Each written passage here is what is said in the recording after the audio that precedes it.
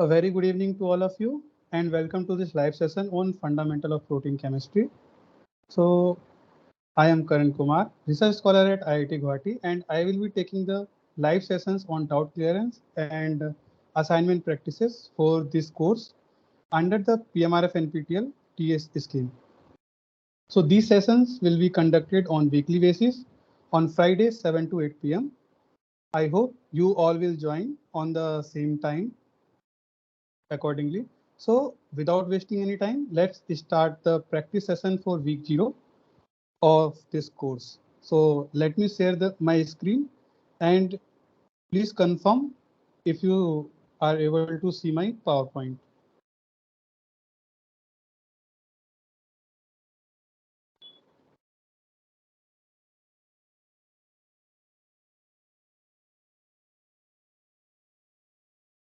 Is my screen visible and am I audible enough? Can somebody confirm? Yes, you are audible and your screen is also visible. Thank you. So let's start. As I have already mentioned, this live session is on practicing the assignment of week 0 that were circulated on the portal of this course. So the first question in this session, first of all, I would like to declare that some of the very representative questions that contain the whole syllabus and the whole assignment, only those questions are listed in this slide. So we will only focus on those particular questions. However, if you have any other doubts, you can also ask on the discussion forum, and also you can email me on my email ID, which is karan18@iitg.ac.in. So let's start this question. You must have seen this question in the week 0 practice. The first question is, which of the following option has nitrogen heteroatoms present in all the side chains of amino acid residue? So here your options are histidine, lysine, and glutamic acid. Option B is histidine, lysine, and arginine. Option C is histidine, aspartic acid, phenylalanine. And option D is phenylalanine, tyrosine, and tryptophan. So you must have attempted this question. So let me answer this question. Here for this, the solution is B, which is the arginine, lysine, and histidine. They all have the nitrogen present in their side chain, and they are also termed as basic amino acid residues. So to give more insights on this, because these kind of questions are being asked in very like almost all competitive exams, and you will also encounter these questions in like following modules. So let me clear this and let let I let me tell you that the mnemonic techniques to remember all kind of things, all kind of amino acids to remember this. So here your first mnemonic technique to remember the hydrophobic aliphatic group amino acids. You can remember this by phobia of a vamp girl, and you can remember this. You can imagine a girl who is vampire, and you have a phobia of it. So the phobia of vamp girl will represent the hydrophobic aliphatic amino acid residues. And here the phobia stands for hydrophobic, while the in vamp V stands for valine, A for alanine, M for methionine, P for fluorine. So this is complete vamp explanation. And then girl, here the G in girl is glycine, isoleucine, and leucine. So you need to remember one more thing, that R is not representing anything here. And the next technique to remember is come take gas, which is for the hydrophilic uncharged polar amino acid residues. So these amino acid residues have hydrophilic in nature, and they are uncharged, and they are polar. Okay, so C in come represents the cysteine. T in take represents threonine, and gas G in gas is glutamine, asparagine, and serine. So I have told you two mnemonic technique. One is phobia of Vampker. Another one is come take gas. Come take gas is for the hydrophilic uncharged polar residues. However, phobia of Vampker is hydrophobic aliphatic amino acid residues. The next mnemonic technique is to remember the essential amino acids. As we all know, there are total 10 essential amino acids, and these amino acids are not being synthesized in the body. So they need to human needs to consume them using the other supplementary sources, or they can take this from the diet. So these essential amino acids can be remembered by the mnemonic technique, which is private team hall. Okay, so you can remember a then there is a hall, and it is private. So here in private, P represents for phenylalanine, V represents for valine, and T is for the threonine. The another T in TIM is represents tryptophan, I for isoleucine, M for methionine. However, H in Hall represents histidine, A is for arginine, L for leucine, and another L is for lysine. Okay, so there are till now I have discussed for three things. One is for remembering hydrophobic aliphatic amino acid residues, which is phobia of Vamgar. Then hydrophilic uncharged polar amino acid residues, which is come take gas. Third one is essential amino acid residues are private team hall. Okay. Your next mnemonic technique to remember the sulfur containing amino acid residues. So these are, you can remember this by technique called supply chain management. Here supply represents sulfur containing atoms. So you can directly recall supply chain management. Supply stand for sulfur. And then chain management. C in chain represents cysteine, and M in management represents methionine. Okay, this is very easy. Like you all must have remembered that only two amino acids, they contain sulfur in their side chain. So technique is supply chain management. Next one is last action hero. So this last action hero, what does it represents? It represents the hydrophobic, positively charged, and basic amino acid residues. So last action hero, you can also remember this. Last action hero movie was given a positive message. Okay, so in that positive message represents the positive charge. Then these amino acids are hydrophobic. Sorry, I have given here hydrophilic. So you can correct it as the no, it is hydrophobic positive charge amino acid residues. Okay, so last action hero, L in last represents lysine, A for arginine, and hero, H for histidine. So L for lysine, A for arginine, H for histidine. This is very easy. Okay.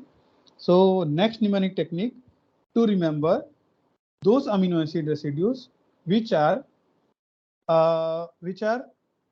hydrophobic and contains aromatic ring in their side chain.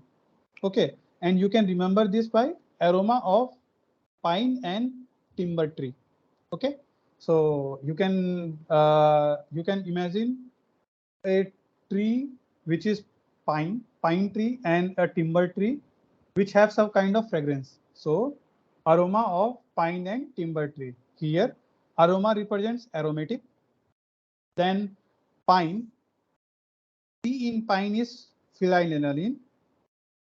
Then T in timber is tryptophan, and T in tree is tyrosine. Okay, so aroma of pine and timber tree. Your next mnemonic technique is to remember which amino acids in their side chain contain alcoholic function group. So these are threonine and serine. So you can remember this by alcohol tastes sour. Okay. So alcohol, you can remember, you can imagine that you are tasting alcohol and it tastes sour. So alcohol tastes sour. Here alcohol represents that amino acids that are containing alcoholic functional group. T in test represents threonine and S in sour represents serine. Okay.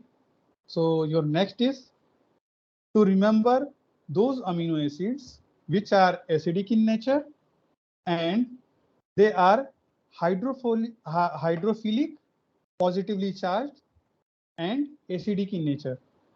Okay, hydrophilic, negatively charged, and acidic in nature. Those are called, those you can remember as glue contain acid. Okay, glue contain acid. So G in glue represents glutamate and acid where A represents aspartate. Okay, so glutamate and aspartate are hydrophilic, hydrophilic, negatively charged, and acidic in nature. The same technique can be used to remember uh, amide containing amino acids. So glutamine and asparagine, both amino acids contain amide group in their side chain. Okay, so for amide, you can remember glue contain acid, that is G represents for glutamine and A represents for asparagine. Okay, so in total, I have told you for remembering hydrophobic aliphatic amino acids, which are phobia of a Vamp. Then hydrophilic uncharged polar amino acid residues, which is come take gas. To remember essential amino acids, you can remember private Tim Hall. Then sulfur containing amino acids, supply chain management. Positively charged hydrophobic amino acid residues are last action hero. Then remembering the aromatic hydrophobic amino acid residues, aroma of pine and timber tree. Amino acids that contain the alcoholic functional group in their backbone, not in backbone, in side chain. You can remember that by alcohol tastes sour, and similarly, the hydrophilic, negatively charged, acidic in nature amino acids are blue contain acid, and amide amino acids are glutamine and asparagine using the same technique, which is glue contain acid. So I hope this slide is clear to you. We will move to the next question. You must have seen this in your week 0 assignment, which was identify the region marked XYZ in the Ramachandran plot shown below. Okay, so here your options were X represents right-handed alpha helix, which is in third quadrant. Y represents X in the fourth quadrant, which is right-handed alpha helix. Y represents left-handed alpha helix. Z represents beta seed. This was your option A. Your option B is X represents left-handed alpha helix. Y represents right-handed alpha helix. Z represents beta seeds. Option C is X represents beta seed.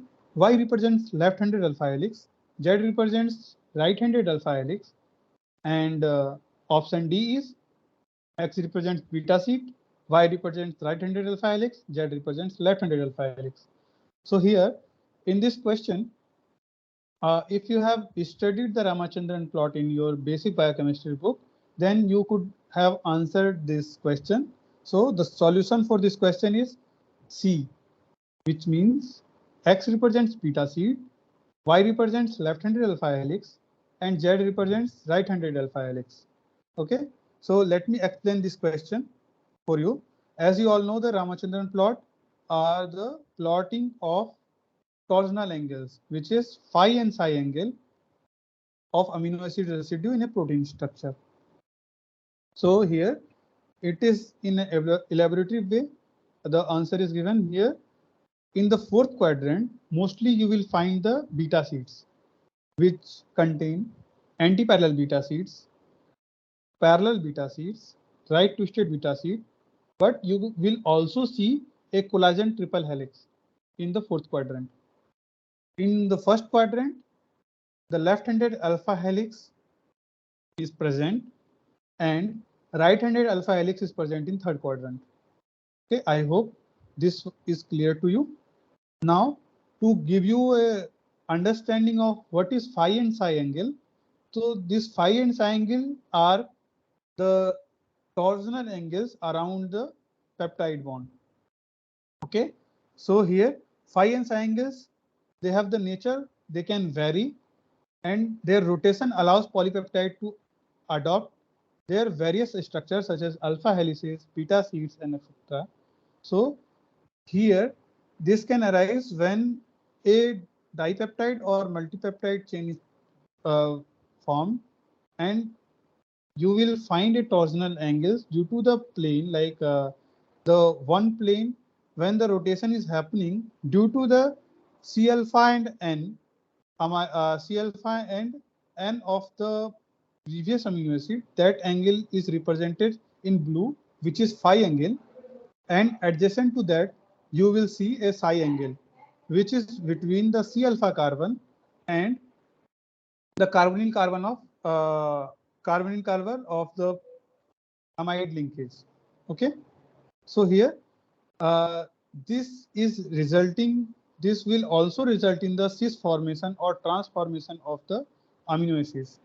Okay, so in nature, the proline cis for conformation of the cis conformation of the peptide bond is very rare except for proline, because proline is a imide acid.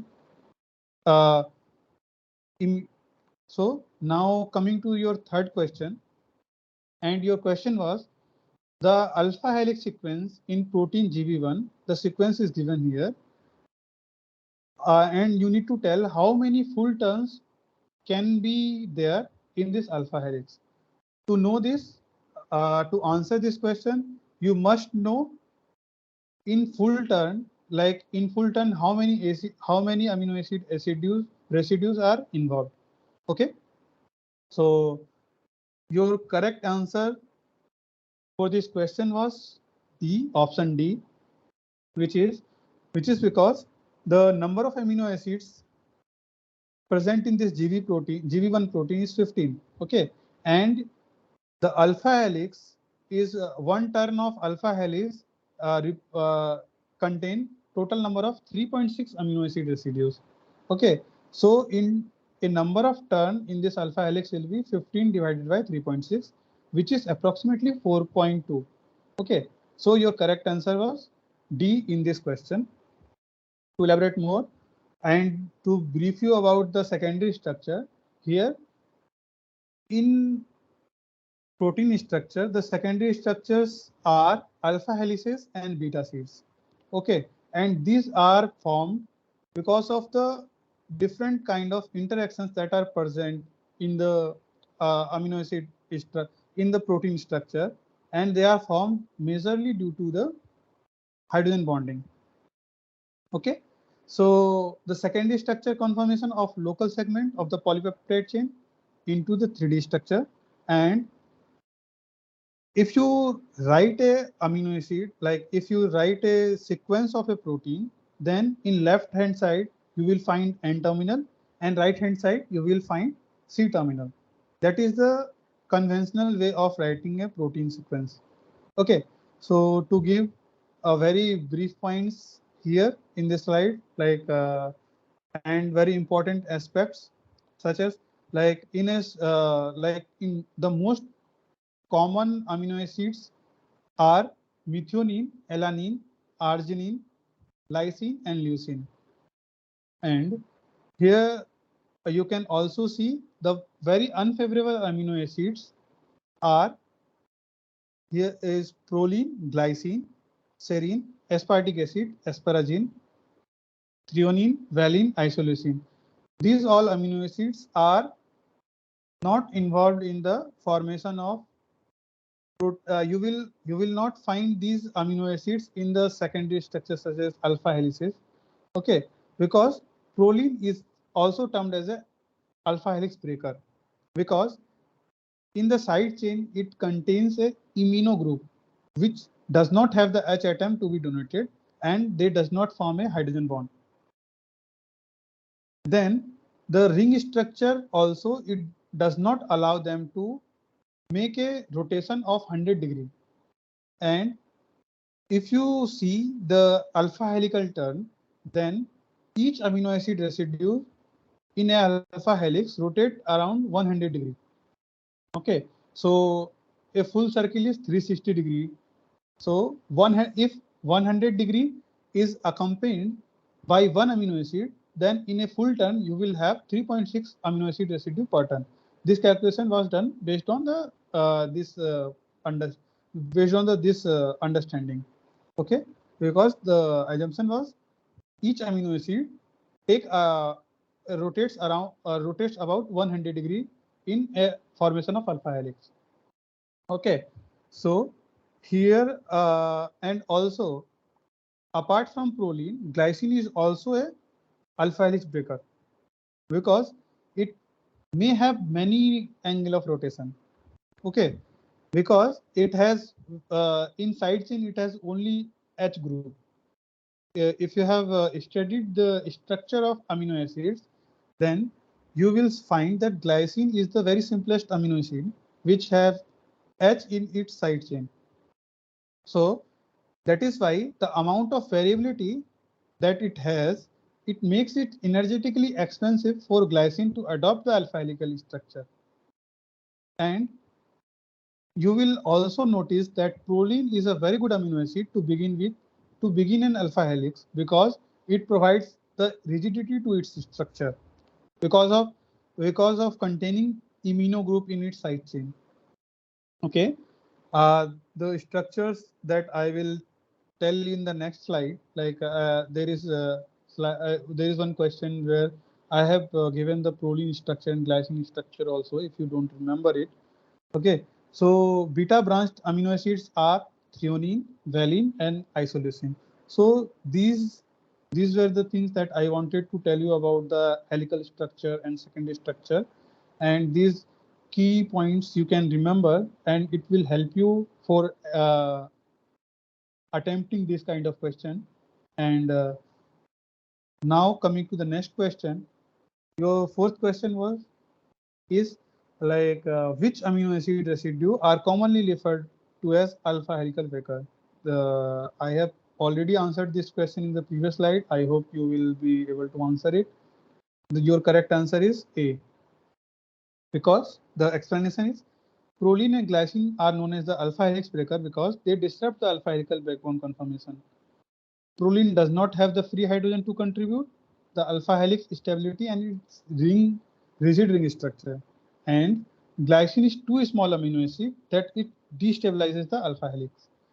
You can find the structure of proline in the left hand side. It is given the both conformation L and D conformation of the amino acid. Here the glycine structure is represented where apart from C alpha carbon, the carboxyl and the amide group, you have only in side chain you have only H atom. This glycine is the very simplest amino acid among all 20 amino acids.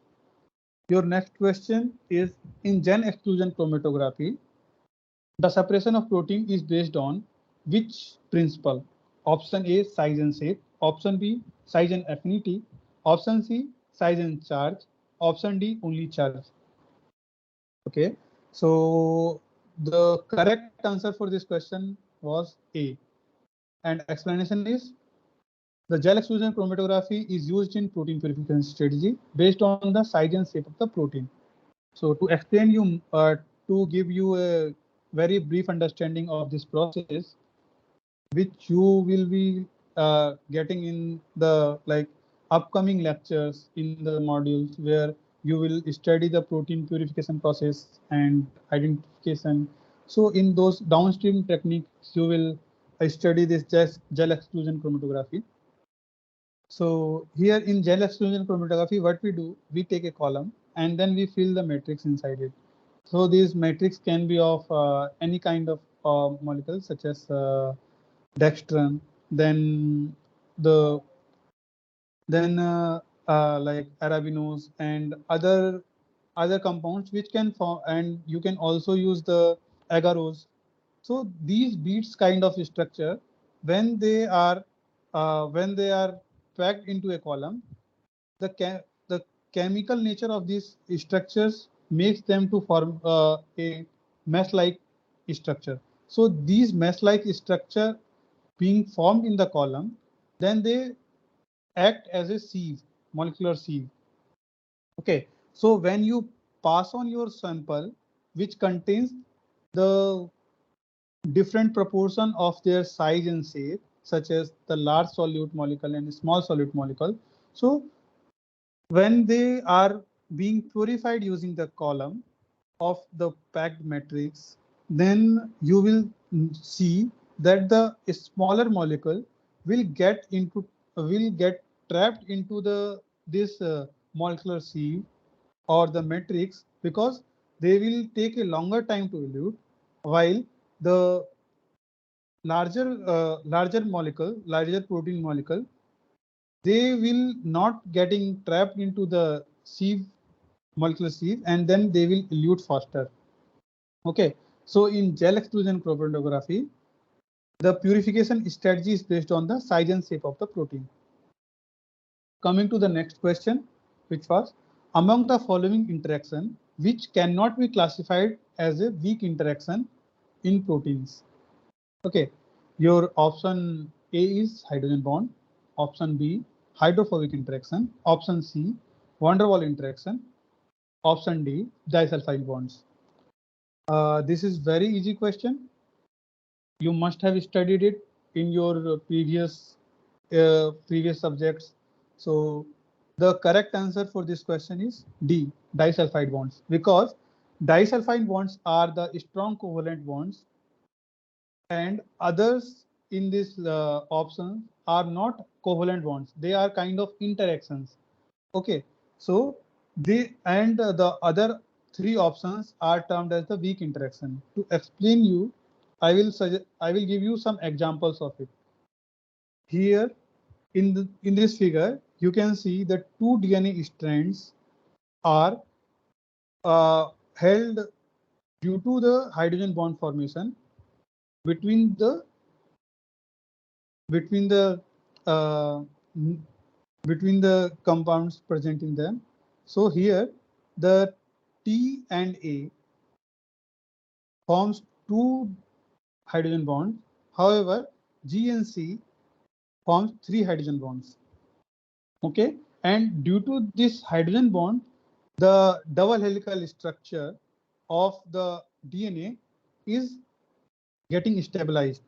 Okay, so the importance of this hydrogen bond is very much. You can also see them in the formation of beta sheets, formation of alpha helix. So these hydrogen bonds are very common and they are weak. They are termed as the weak interactions. Okay, so your next is hydrophobic interactions. So hydrophobic interactions, you must have studied this while you were studying the missile formation. So in missile formation, what you do, like if you put hydrophobic molecules in water, then they will try to they will try to come closer, like hydrophobic, because of this kind of nature, hydrophobic interaction. They form a missile-like structure, and the hydrophilic compounds will, such as aqueous solution, the water molecules will surround them, and all the hydrophobic molecules will come closer to it, so that they have the less surface to expose. Okay, so here van der Waal forces are represented in this figure, where you can see the van der Waal forces arises due to the partial charge formation on the atoms. Okay, and disulfide bonds are obviously the covalent bond in nature. Coming to the next question, your next question was trypsin digestion of this particular amino acid chain, which is peptide chain. So trypsin digestion of this peptide chain will give you how many fragments? Option A, 4 fragments. Option B, 2 fragments. Option C, 3 fragments. Option D, 5 fragments. So to answer this question, you must know two things. What is the mechanism of trypsin digestion, and what is the cleavage site of this trypsin protease? Okay, so the mechanism is given here. You can see that trypsin cuts the peptide bond where arginine and lysine amino acid residues are present, and specifically it cuts on the carboxyl terminal. So your correct answer here in this peptide sequence, you will find a lysine and arginine in the last. So the trypsin and I have told you in the second question itself, the representation of a amino acid sequence or like protein chain is represented as the N terminal in the left hand side and C terminal in the right hand side. So the trypsin will cut this peptide bond at between the K and T amino acid residue. So one fragment will be released and another fragment to cut, where the arginine, after the arginine there is no sequence present. So it will not cut on the arginine end, it will cut on only on the lysine. So here the correct answer was 2 fragments because trypsin cuts at the carboxylic ends of the lysine and arginine.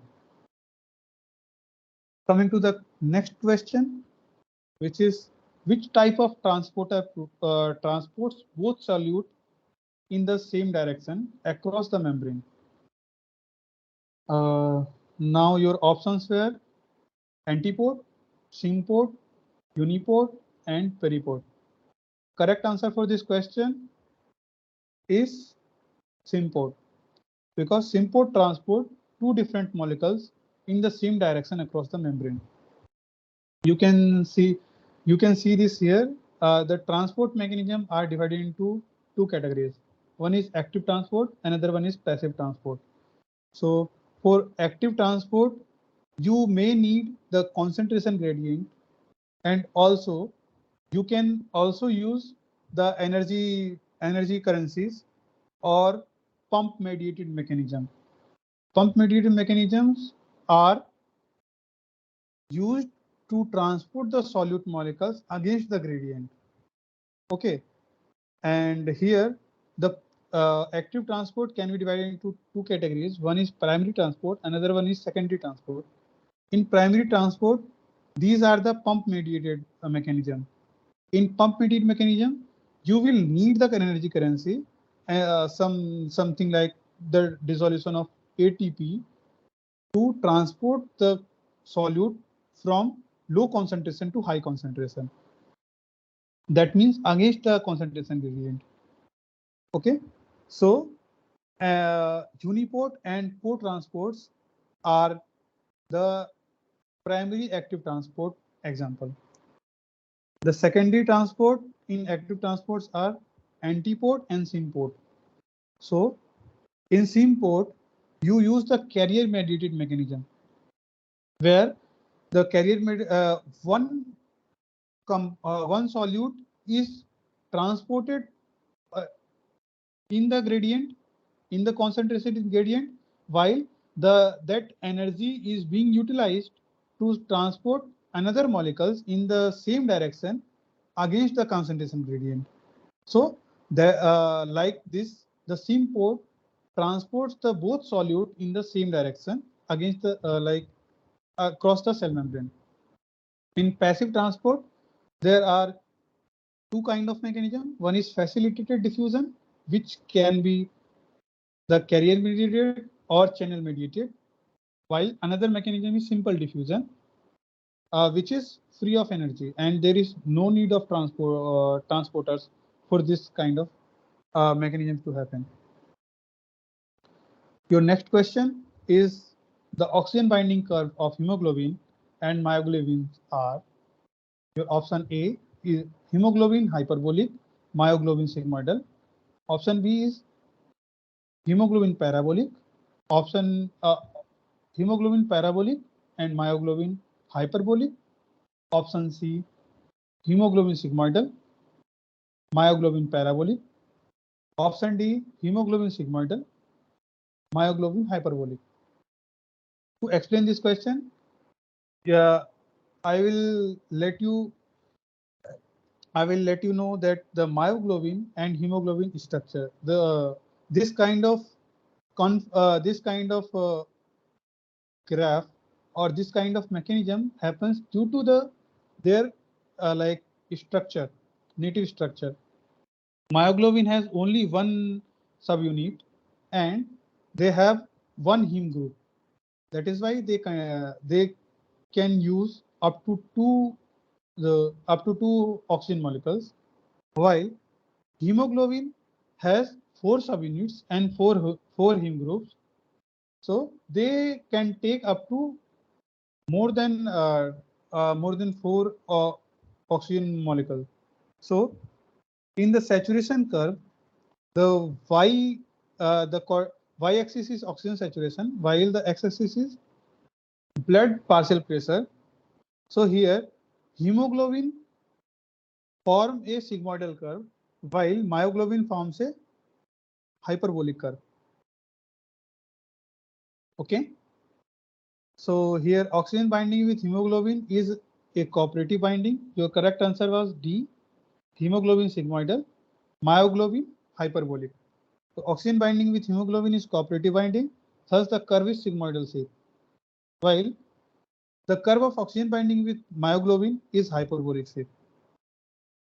Your next and last question is, the molecular formula of glycine is C2H5O2N. What would be the molecular formula for a linear oligomer made by linking 10 glycine molecules together by condensation synthesis?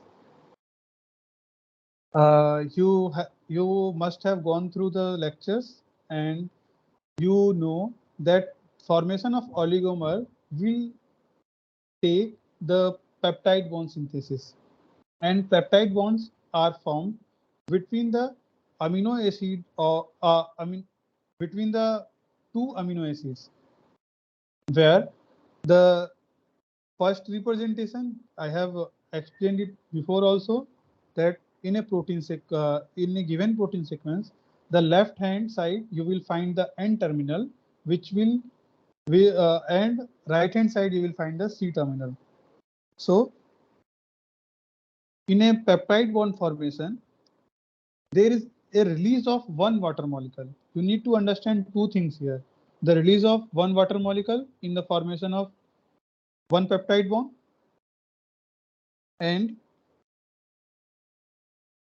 and also you need to understand that the total 10 glycine molecules are being joined by condensation synthesis.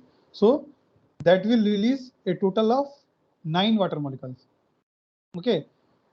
To explain this more, I will use this one. I will share my whiteboard and explain you how to solve this question. Okay. So remember, let me write down the formula for glycine, which is C2H5O2N, and total 10 number of glycine amino acid residues are joined.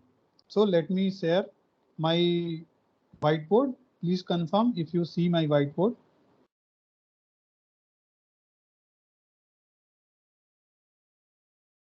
It will be shared in a bit.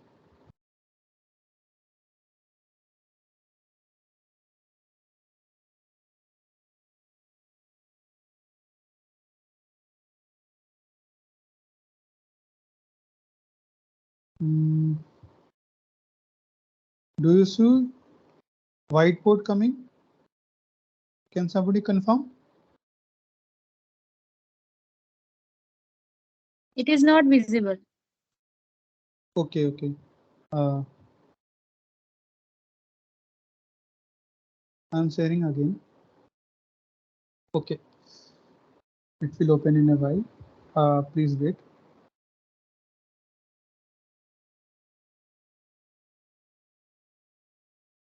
Is it visible now?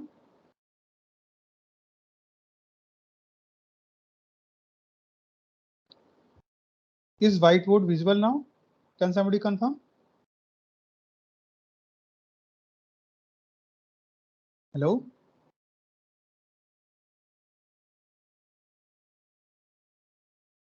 Can somebody confirm? Is whiteboard visible now? Yes, it is visible. Okay, thank you. Thank you for confirmation. Let me first write down the formula of glycine.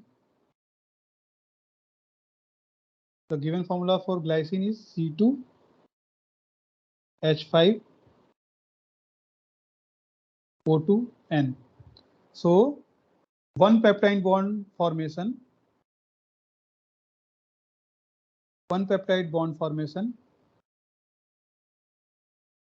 will release one water molecule. Okay, so 10 glycine molecules are being joined. So how many bonds will be formed in the joining of 10 glycine amino acid residues? Total 9 peptide bond will form, right? 9 peptide bond. That means it will release total 9 water molecules, right? That means it will release 18 hydrogen atoms and 9 oxygen atoms. Okay, so 10 glycine amino acid residues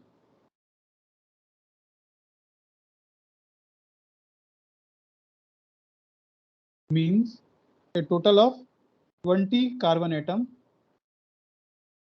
50 hydrogen atom, 20 oxygen atom, and 10 nitrogen atom.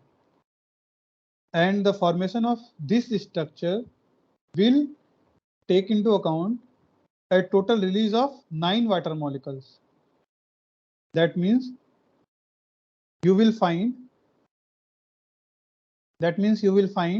a total of 20 carbon atom, then 50 minus 18. 50 minus 18 will result you how many hydrogen atom? 32 hydrogen atom. Then 20 minus 9, that will result you 11 oxygen atoms and 10 nitrogen atoms. So your correct answer for this question was, okay, stop share PowerPoint.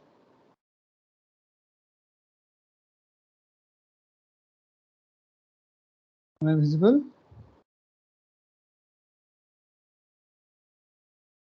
Okay, so that was the last question. Let me go to that question and let me see the options that were given. So your option, please wait for, okay. So here our answer was C20, S32, O11 and 10. That means the correct answer is option D. Okay, I hope you all have understood these 10 questions, and if you still have some doubt, you can ask me the question regarding to it, and you can also use the discussion forum which is available on the course portal.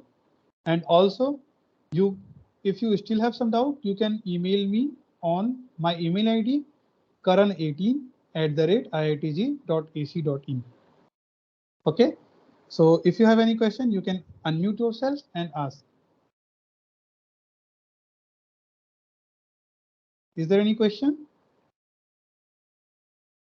No, sir, no question. Okay, so have you understood the all concepts that have been discussed throughout the 10 questions? Is there any doubt?